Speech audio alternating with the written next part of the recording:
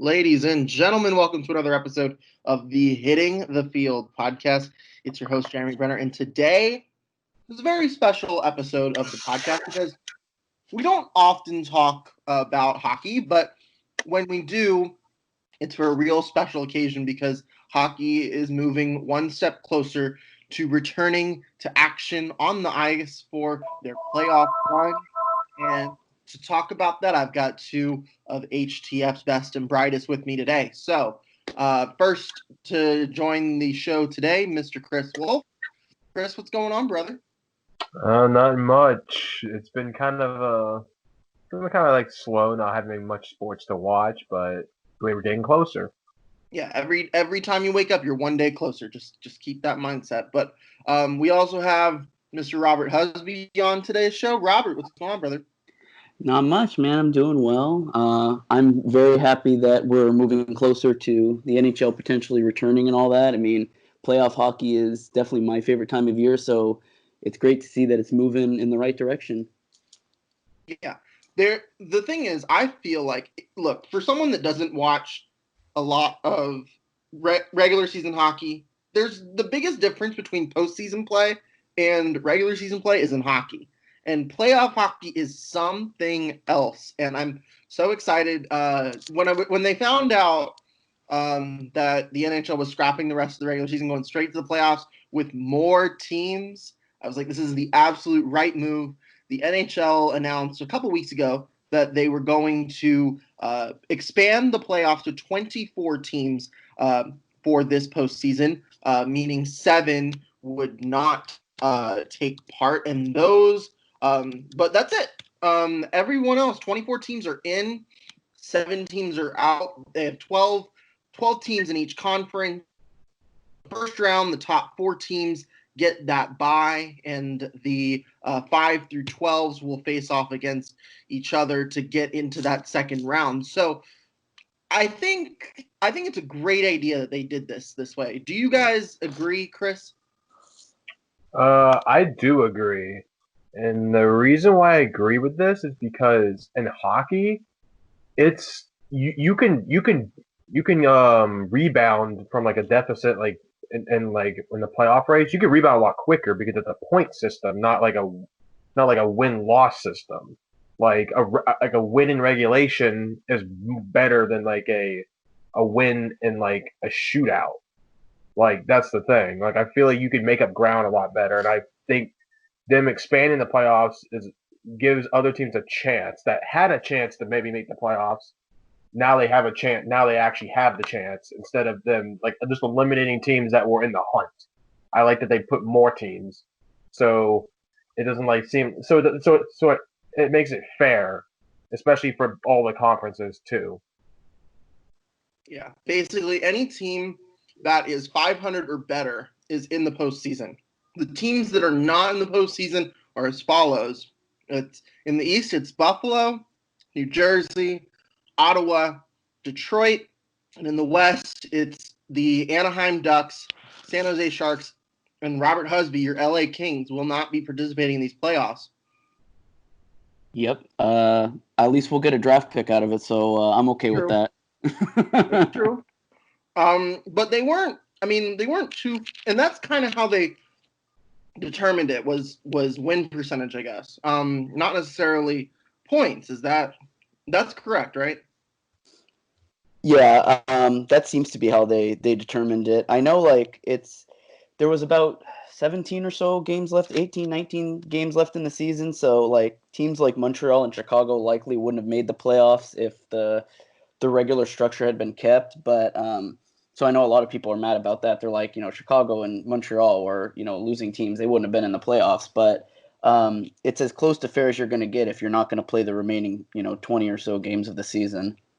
I mean, that's very true. But remember last season, the St. Louis Blues, who were at one point dead last in their conference, ended up winning the Stanley Cup, and this season they hold the best record in the Western Conference.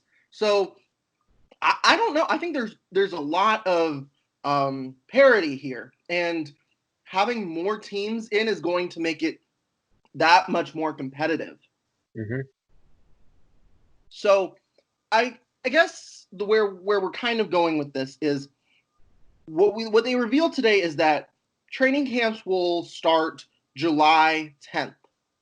So that's about a month away because this announcement came on June 11th. July 10th is the day that they said would be the first day of training camps. Now, there are still a lot of hurdles to cross. Do you think, Robert, that this is a bit, I don't know, this is a bit hopeful? Like maybe they jumped the gun on saying July 10th. Do you think that they can conquer these hurdles all within a month? That gives them a month to get back. I mean, mostly what they're going to be doing in this next month before training camp even starts is just getting back to the rink. I know from like Tampa's perspective, they were back on the ice yesterday practicing and stuff like that. You have to understand that most of these guys, since the NHL has shut down in March, I mean, most of the rinks aren't open, so it's not like basketball or baseball or any of some like other sports or even football where you can just go outside and you can kind of practice your throws and you can sort of practice layups and stuff like that.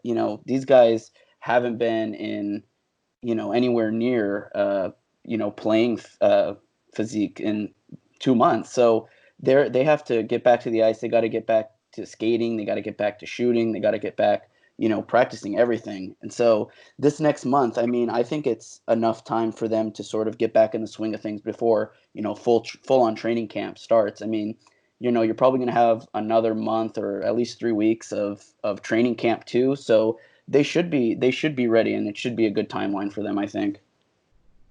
Chris, what do you think?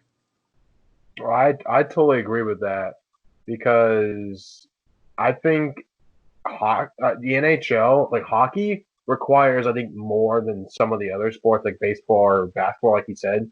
Like you need to get back to ice skating. You need to get back to ice skating because a lot of these people probably haven't ice skated in a couple of months, and that's a big part of the game.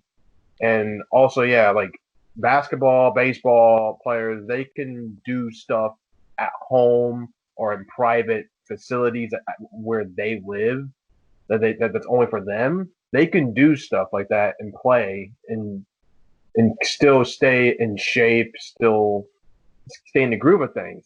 Like hockey players, they kind of weren't able to do that. And I like that they're gonna get some time to get a whole camp to get back into shape, and then we'll wait and see when the NHL and NHLPA want to move forward for a phase four about when games may start, where they may be played, and what all the protocols are. Right. So there's also so many. It's important to get training going, especially, but also to get your people that aren't in the United States. And the difference between the NHL and I mean, I guess the NHL has its obviously they play with multiple Canadian teams, Mm-hmm. and a lot of their players are not in the same country like in the United States. The NBA has been um, working its way to make sure that they have their players coming over.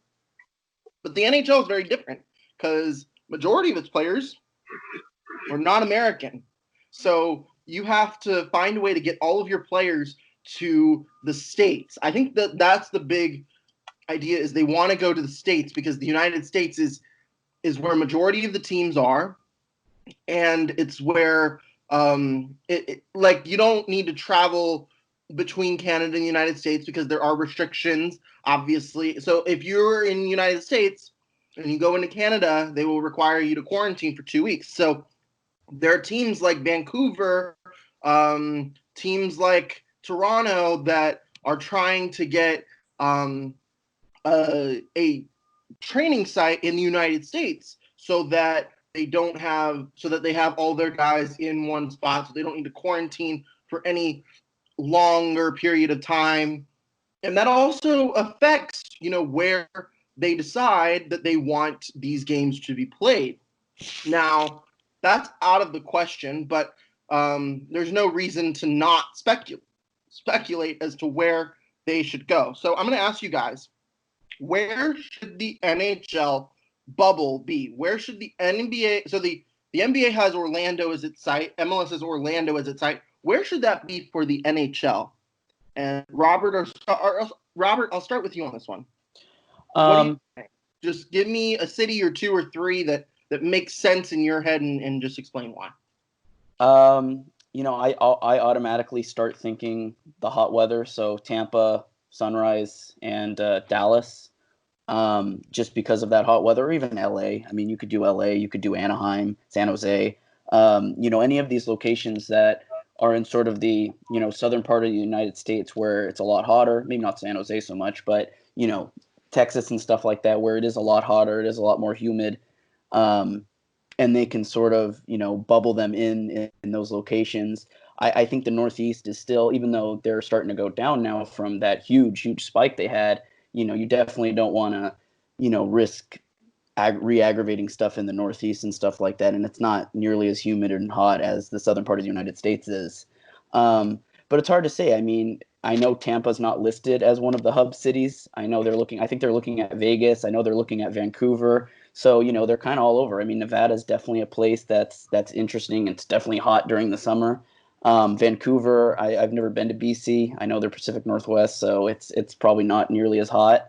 But those are some of the locations they're looking at. But I would say anywhere in the South, really. Nashville, Dallas, Tampa, Vegas, any of those places. Yeah, Chris, anything to add, or is there a different city in the mix? What do you think? I would agree with probably in the South area. I would probably say between Florida and Texas, one of those states maybe, because first of all, I think those two are the states that have like probably the least restrictions for games and stuff out of all the states in the U.S. Those are like the two least ones. So you would probably think, yeah, maybe Dallas or Tampa.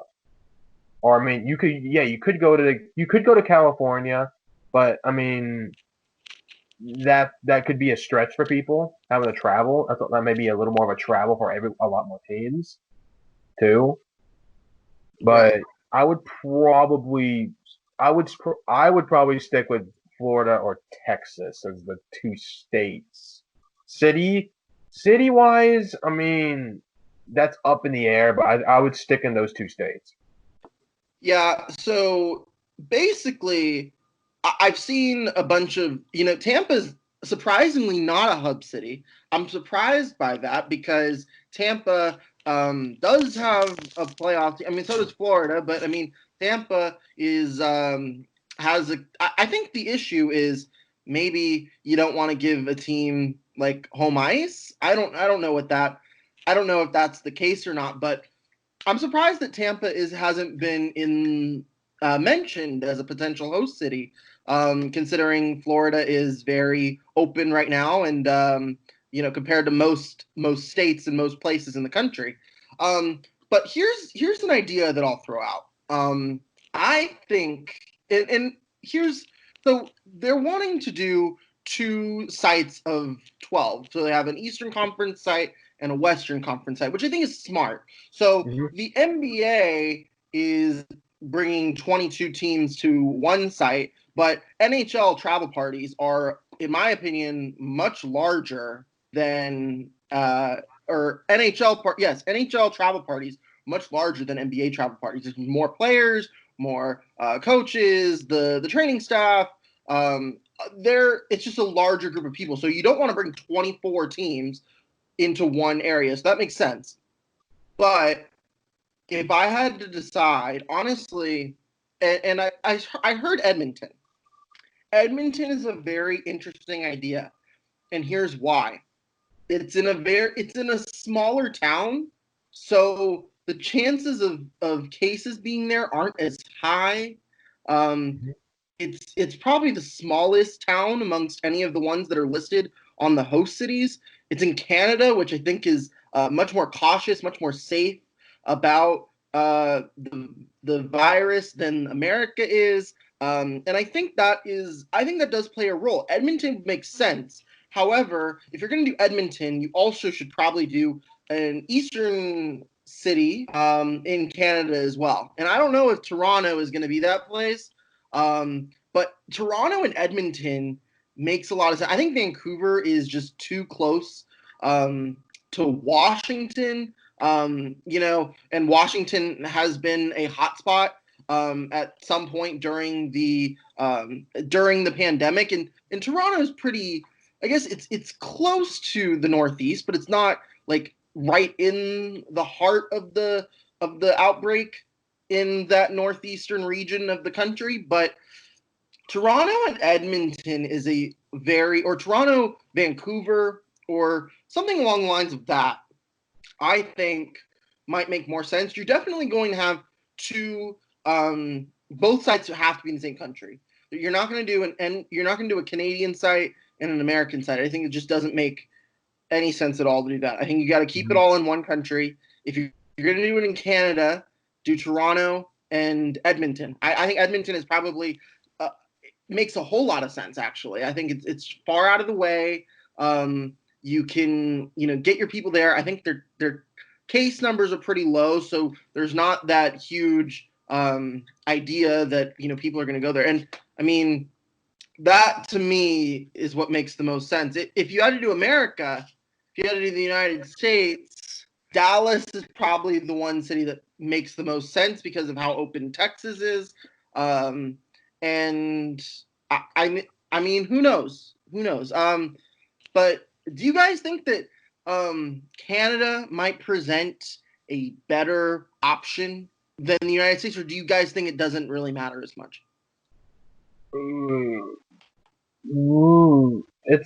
I think playing wise it does, but the only one issue would be is, do you want to train where your city is and then have everybody travel to Canada at like the same time? I think space could be an issue.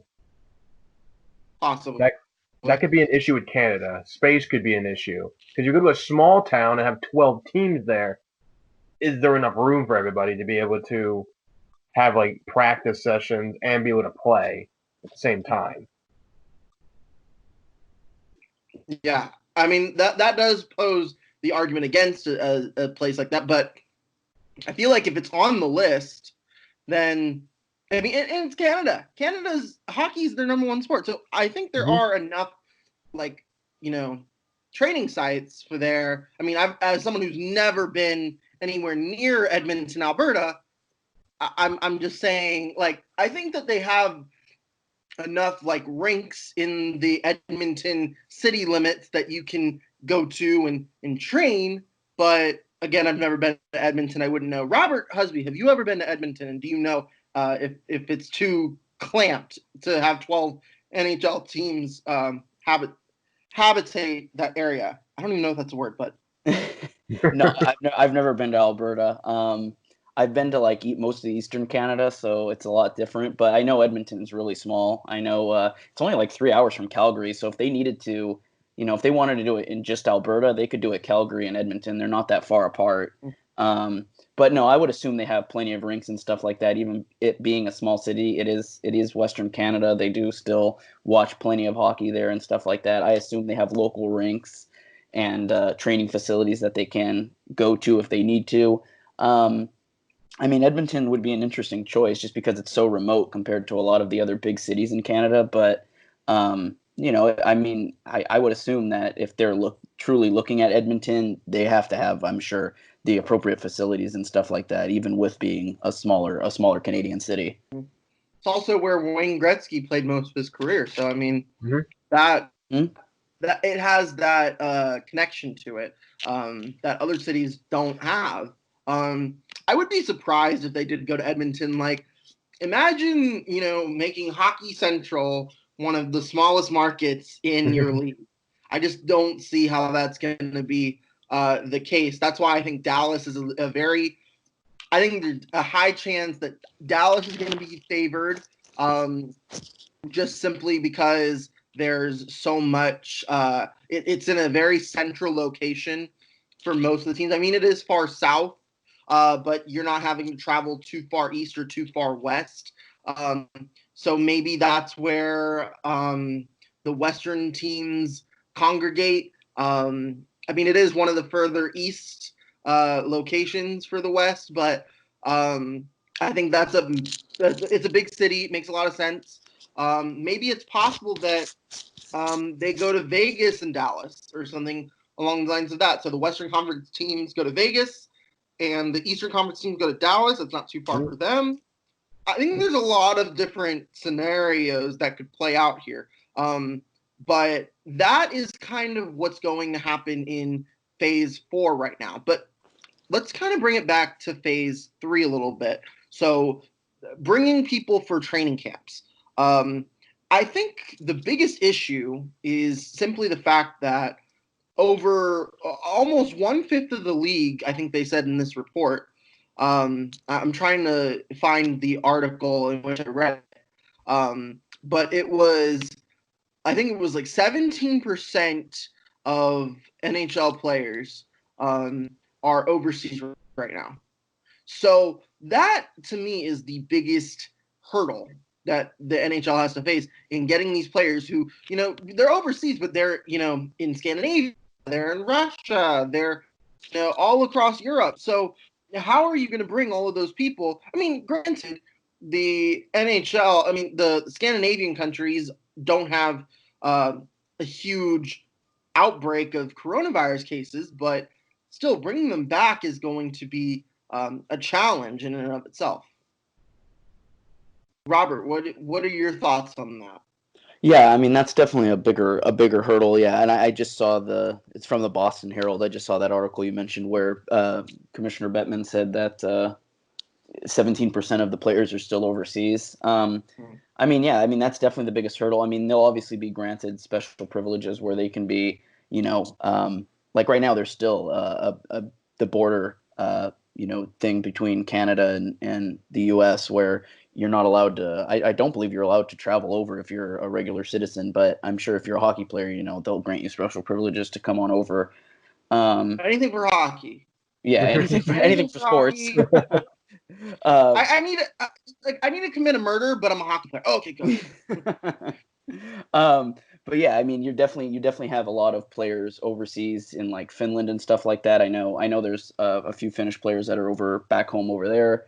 So yeah, that's definitely the biggest hurdle is getting them all back. I mean, that does take time. I'm sure, if they could do that within this next week or so, get everybody back if they haven't already started getting back people already. I mean, I don't know if it was, it says it's still 17%. I don't know how many the percentage was before that, but if they can get that remaining 17%, in within the next week or two, I mean, it's less time for them to practice, but if they can't make it, hopefully they're practicing at home, if they can, in their home rinks, if they're open. But I mean, yeah, that's definitely the biggest hurdle. But I mean, the players agreed to it. If 99% of them are agreeing to it, then I mean, that has to assume that they plan on getting back to training camp by then. So it has to be feasible. Right. Chris, anything to add? Yeah, I agree. I agree with that. I think they should try to get. I think they are gonna. I would assume they are about to be in the process of getting people back. Because 17% may not be like a lot, but it really is a lot of people that you still need to get back.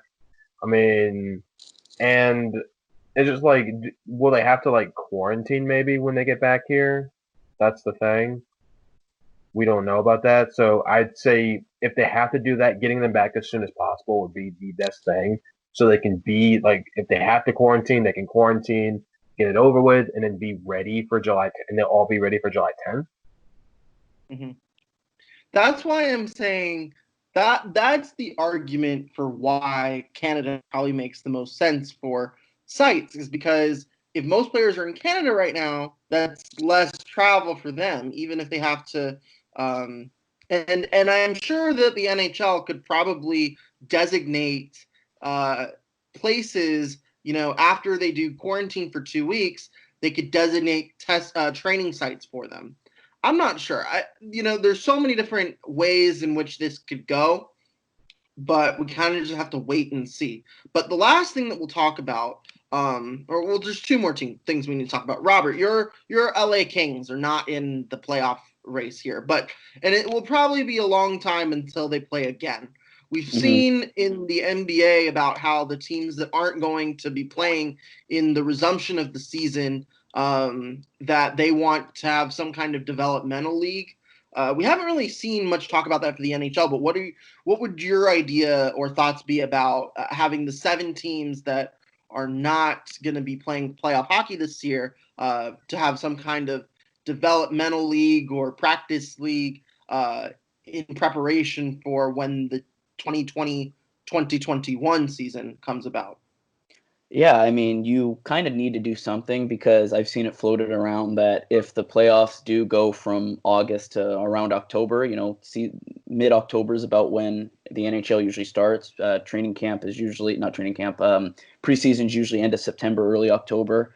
So if you're pushing, the playoffs back to October, you're likely going to see the return of the NHL close to December, January. So if that's the case, I mean, a lot of those teams aren't going to be playing for about 5-6 months, and those remaining 7 teams, I mean, they're going to be in such like weird shape when they come back. I mean, it's almost playing, 10 months of no hockey. So, I mean, that's a long, long time. So, yeah, I mean, a developmental league between the 7 teams definitely would make sense. I mean, maybe they could do some off-season training too. When the playoffs are over, maybe for the last month or so before it kicks off, maybe they can expand preseason. There's so many avenues they could go with that. I haven't seen anything tossed around. I mean, I think they're just so focused right now on getting this season finished that they're kind of overshooting what's going to happen for next season. I mean, are they going to go into the summer more? How does that all work? I think we'll find that out, more as it goes along. But yeah, definitely, I think something like a developmental league could definitely keep those 7 teams in shape so that they're not at a severe disadvantage from not playing for so many months off. Chris, anything to add?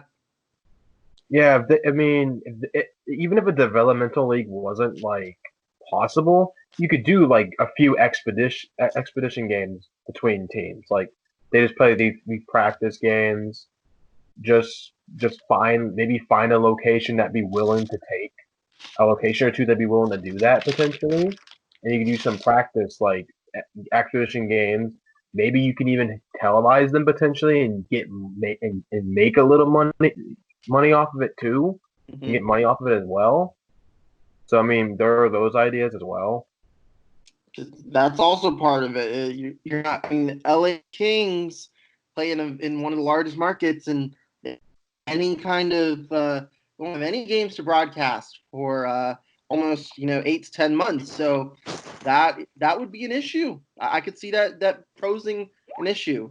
So I could see that happening for sure. But I agree with you, Robert, too. Like they're obviously planning for just getting the resumption of this season going. Gary Bettman, Adam Silver, Rob Manfred, these guys have so much on their plates for the next couple of months. Yeah, Part about it is that regardless of how it shakes out, they are losing money. Oh, Jeremy cut out, I This is think. 2020. Oh, Try to make up as much from your losses as you possibly can, and that's it's unfortunate because there's just so much. There's only so much they can do, and they haven't been told how to do this because this has never happened before. I definitely don't envy their positions, but I do commend Gary Bettman, commend Adam Silver for adapting and working towards getting their seasons to return. So, last thing I'll discuss before we sign off here: any playoff predictions from you guys? What could we see? Is there a surprise team that could come about from the lower seeds that could make a deep Cinderella run? Is there a top tier contender that you think is going to stay there? A team that could fall? I'm going to start with you, Robert. What do you think? So I'll do East and West. Sure. For the East, I mean, I always got to put my money on Tampa. I mean, not just because they're the local team now, but I mean, for Tampa, I mean, eventually they have to get over this hump of just being one of the top teams in the NHL and not performing in the playoffs. They made the Stanley Cup final in 2015, lost it to Chicago. Obviously got swept by Columbus last year after, setting a franchise high in points. I mean, they have to get that monkey off their back of not performing in the playoffs. So of course, people would say now it's an asterisk season if they win it, but I mean, who cares? I mean, if you can get the Stanley Cup, with all these circumstances right now, and this is the year you finally do it with this team, I'd like to see Tampa. I think Tampa has a really, really good chance in the East. The other team in the West, I would say Nashville, just because Nashville's had it's a lot like St. Louis. Nashville fired their head coach I halfway would through the say season. probably 5 of the top 7 teams that are in contention for the Stanley Cup reside in the Eastern Conference. Boston was Definitely. 1 win away last year from winning it all. Tampa as well. Washington, I think, could be very interesting. I think resiliency always will. I think the team that's the most resilient will win this championship, and Washington has had a history of being resilient in times in which they could not be. They've had a lot of heartbreak, yes, but also just 2 years ago won a championship. So I think Washington makes a lot of sense in the East. What do you think, Chris? Um, I'll go like in the East. It's just like, yeah, Washington usually they got over their hump. They did go over their hump because they were a team that would just never. They would always play well in the regular season, and when it came to playoffs, they would like falter somehow. They falter. They got over that hump finally, but can they do it again? Because they're at the top of their division right now. But I mean, we'll see if they get over the hump. Tampa they're always a great regular season team. They can always do something in the playoffs, but they just never can finish it. Could they do it this year? Obviously, the Bruins are the best team in the East this year with the most points, Mm-hmm. and actually the most points in the entire league. Mm-hmm. But I mean, those type of teams I'd probably say would be the best bets in the East. Now, we go to the West. I don't think the West is obviously the West isn't as strong. I don't believe. Then you do have the Blues that are the best team in the West this year, but I mean, you have teams like Edmonton, like you saw the Oilers, like they have a lot of great scores too Mm-hmm. on that squad. And then you have Vegas. Vegas has been good ever since they became a team. They've been really good ever since their team got created. Those are teams that you can keep an eye on. Obviously, don't count out like Nashville or even the Blackhawks because they somehow can always they always seem Chicago always seems to like can get in a rhythm. Doesn't Mm-hmm. matter what team it is, they seem like they can have runs. They can have Yeah, this team can have a run. and Chicago this year is one of those teams that benefits from the expanded playoff structure. Robert, do you think there's a team that in the bottom 4 that is sliding into the playoffs that could make some noise and take advantage of their situation? Yeah, I think the only one I could see is Chicago. Chicago's kind of this team that always knows how to get it done in the playoffs. They're a lot older now. That's the big concern with them. Like, everybody from their core, like Patrick Kane, Taves, Keith, Seabrook, are all over 30 now. They're either in their earlier to mid 30s, so they're not the same guys. But they got some nice young players too. It's just they'd be the only ones I could see. I don't see Montreal. Montreal is just a borderline 500 team. They don't have the defense for it. Carey Price might be able to steal them a couple games, but I just don't see them going anywhere. That defense is terrible. So I think it's really going to be, if any of them, it's going to be Chicago. Chicago just scraped in. So they're at the bottom of the barrel. They have to play Edmonton in the first round. So that to me is the only thing. Like if they can get past Edmonton, I would be they're gonna have a gauntlet. Because if they get Edmonton, then when they reseed for the second round, they're gonna get St. Louis. And St. Louis Edmonton, that there is no path that is more dangerous than those two teams that any of these teams would have to possibly face. So that's my only downside to Chicago. I think if any team has a shot, honestly, it's Columbus. I think Columbus, they're a 9 seed, but they showed last year that they can play well in the clutch. They beat the Lightning 4 times in the playoff series as an 8 seed. They gave the Bruins a little bit of trouble last year. I think that the Blue Jackets could be a team that makes a little bit of noise. That I think playoff experience is going to matter this season more often than ever. And I think honestly, having this first qualifying round is going to help these teams because oftentimes when it comes to the hockey playoffs, it comes down to which team is hottest at the. We've seen 8 seeded win it all, like the Kings did back a couple years ago. So I think that the team that wins the Stanley Cup this year is going to be in the qualifying round. I don't think any of the top seeds are going to win it. I'm going to be honest.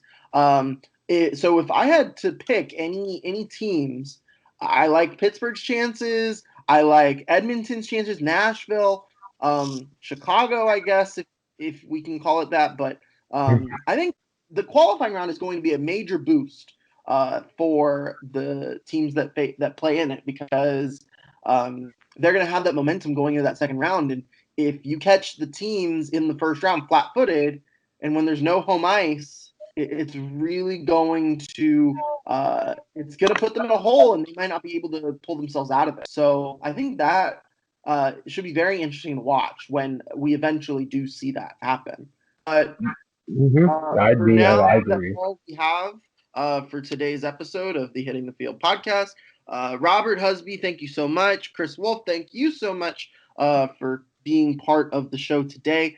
Be sure to check out all of our content as we this summer by following us on Twitter and Instagram at Hitting the